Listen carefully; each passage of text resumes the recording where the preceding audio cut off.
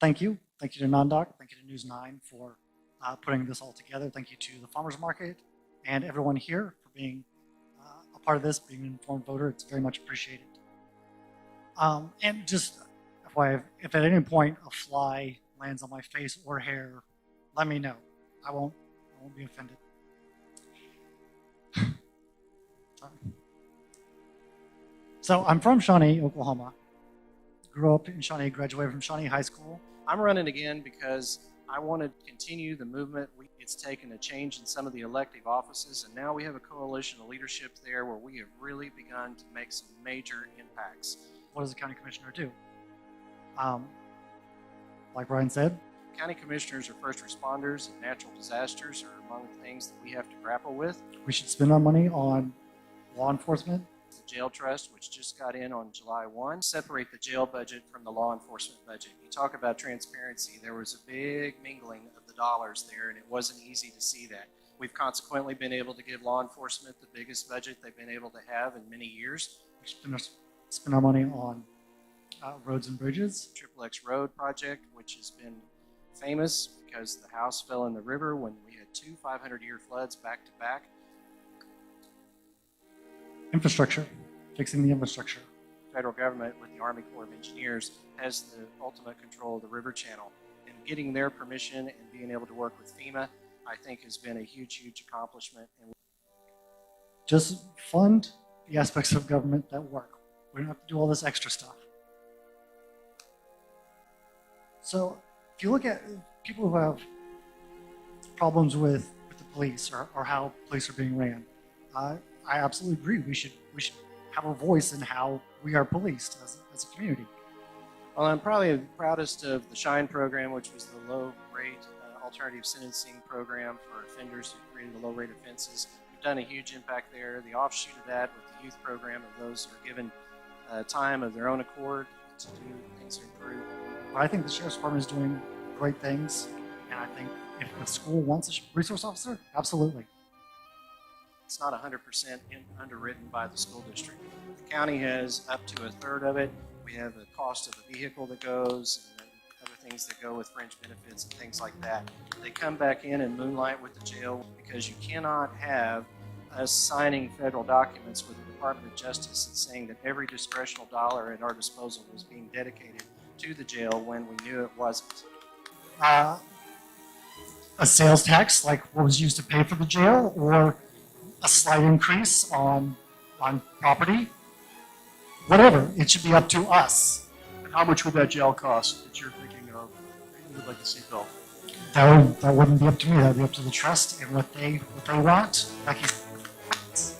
What's up? No, we didn't cut you off. Okay. So 83% have said that they're against the tax. Sheriff Wetzel, who was a Democrat, testified before the county commission when the jail committee recommended a $300 million jail. He said, do not give me this facility unless you give me a permanent tax to go along with it. We can't talk about a permanent tax. It's just not going to pass. It's just not practical. There is no political will for a forever tax for a jail. We've got a COVID problem in the jail.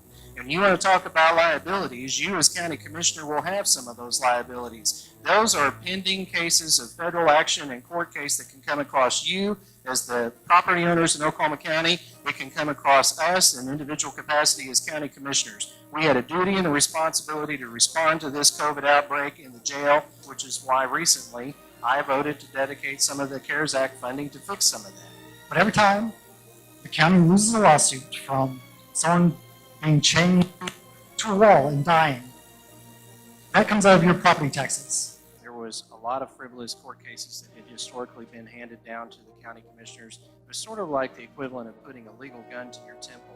They just figured we would automatically settle. In fact, it had stacked up to be about $20 million, close approximately, by the time I became commissioner. A county commissioner must represent you at all of those litigations, in mediation and at court. And I think that's probably among the most severe of our duties that we have upon us. In your world, if you were up there, how else would you want that money to be spent? Well, you can go to the Oklahoma County website right now. On the forms page, there is a survey. How do you want this CARES Act to be spent? You've got a few options. What option's not on there? the Kennedy Trust. So, I mean, the CARES Act money was meant to help people affected by this pandemic. It's my wedding ring. I was making a fuzzy noise. We're going to blame Senator Hicks. Is that what we're going to do? Okay. It's fine. It's fine with me. What was the question, Howard? How would you want that money to be spent? That money is supposed to be to help the people, not to put a Band-Aid on the jail. So just to be clear, how would you personally want to have seen that CARES Act money be spent? Rent help, small business, economic development. Maybe it's not my rent. I don't think it's you. Okay. Well, we have $2 million of the money left, and we haven't had any proposals come for us to be considered on the agenda, including Commissioner Bloomert's not put anything on the agenda. We haven't had any real success with the money that was given to the Housing Authority to be put for rental assistance. Last figure I got was we had used about $83,000 of the $1.5 million we gave them. Why? Because they said it is such a high threshold to establish and prove that you can't just give it out. We all wish we could be Santa Claus, but we can't give out this money. It comes with a narrow parameter of what the district attorney said we can do. So after that, we had to go and look at the things that were eligible for the expenditure, and nobody and no organization in Oklahoma City is eligible for the money because Oklahoma City has already received their money. Your quote is saying you wanted to look at or hear what the DA's office had to say before you approved of any spending of that money. There's so many needs you can't find anywhere. Like, where's the leadership? Where's the leadership? Why aren't you proposing ways to use that money? I have consulted with the district attorney, and I did so before this vote on the jail trust, and he said it was a legal and proper way to do it. With the COVID outbreak, he thought it was a good, responsible decision to make.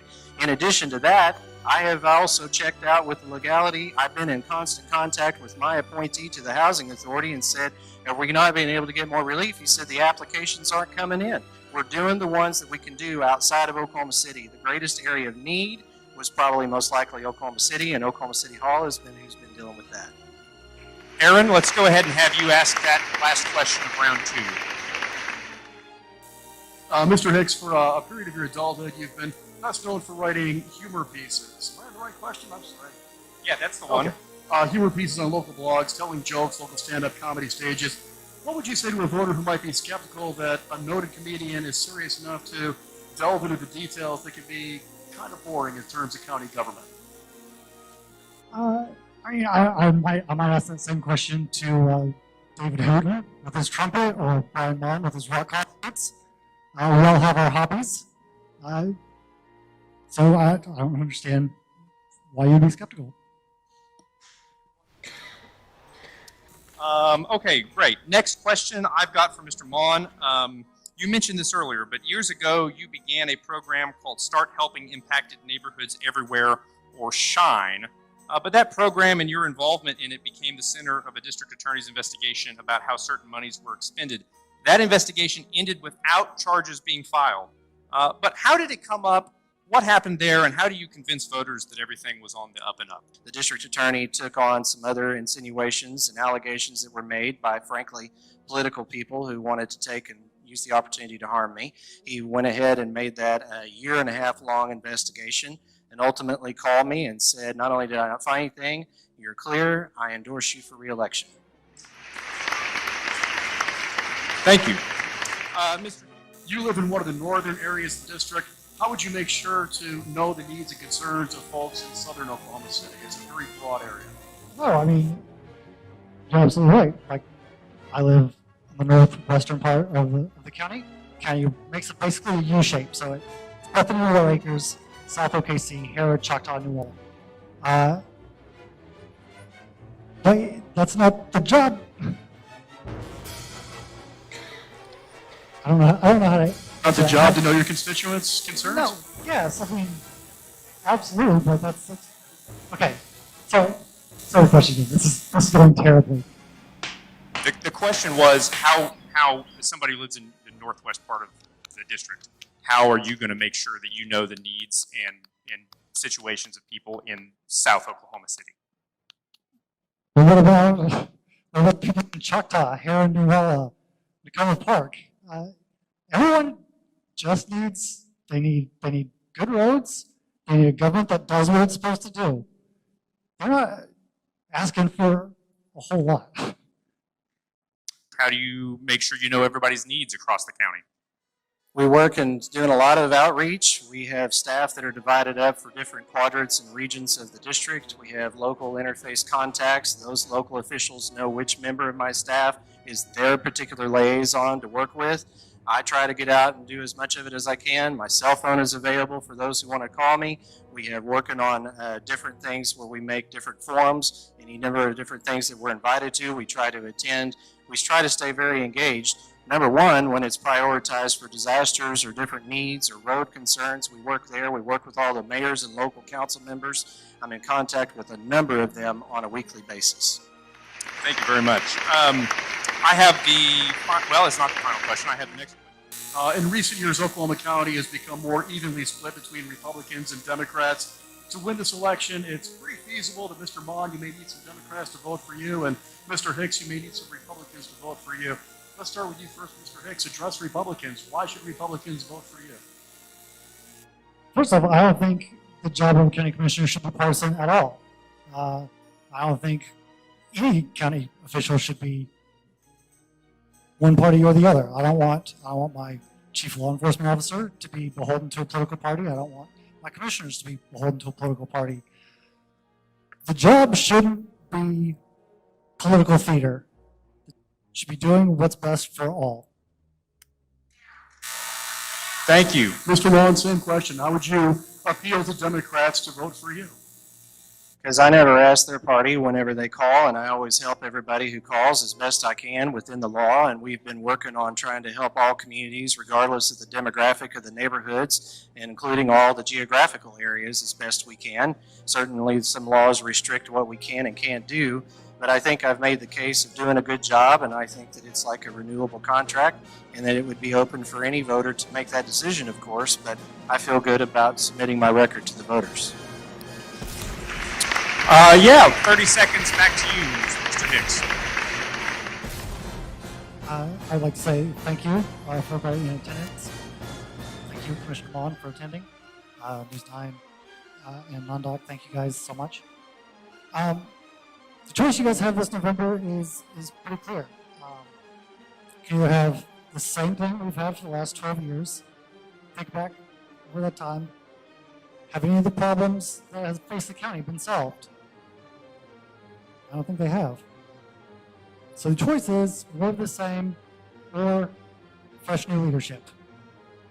Thank you guys for your time. I very much appreciate the opportunity. I appreciate your consideration. Thank you very much. Give Mr. Hicks a round of applause. And Mr. Mon, as we conclude this, 90-second closing statement to you, sir. Thank you all for attending. Thank you, NonDoc and Channel 9 for this. I appreciate the opportunity, Spencer, to be on the stage with you as well. I also want to say that in 12 years, we have done something. I think I've got a strong record. We had 56 of the 60 complaints in the Department of Justice report that I inherited day one fixed within the first term I was in office with the jail. I've had numerous positive responses back from my exit interviews with the Department of Justice when they come in and do the inspections. We have done a number of lane miles with Shine and going above and beyond what is expected. As a county commissioner, we have cleaned up innumerable neighborhoods. We have taken off lots of graffiti, gotten rid of the parasite red cedars that were causing so many wildfires and a drought on our water table. And also, after doing all of that, and your complaint about anything with the Shine money or anything else, Cindy Bird this year gave me a certificate of accommodation for my transparency and for being able to demonstrate so much of what I've been able to do. District Attorney David Prater endorsed me, as did Attorney General Mike Hunter. That's a Democrat and a Republican, because they thought that no one else could have gone through the review I did and still come out on top with integrity and having an answer for everything that was asked and documentation to back it up. I proudly ask for your vote, and I will humbly serve you for one more term if you elect me. Thank you very much. Give Mr. Mon a round of applause. Let's give all of our candidates a round of applause here as well. Thank you to News 9 for streaming this. Thank you, Nick, back there, Ryan, thank you to the State Chamber of Oklahoma for making our public debate series possible. Thank you, McSpadden, Milner, and Robinson. I see some of you over there. Thank you to the Oklahoma City Farmers Public Market. Remember, tomorrow, October 9th, is the last day to register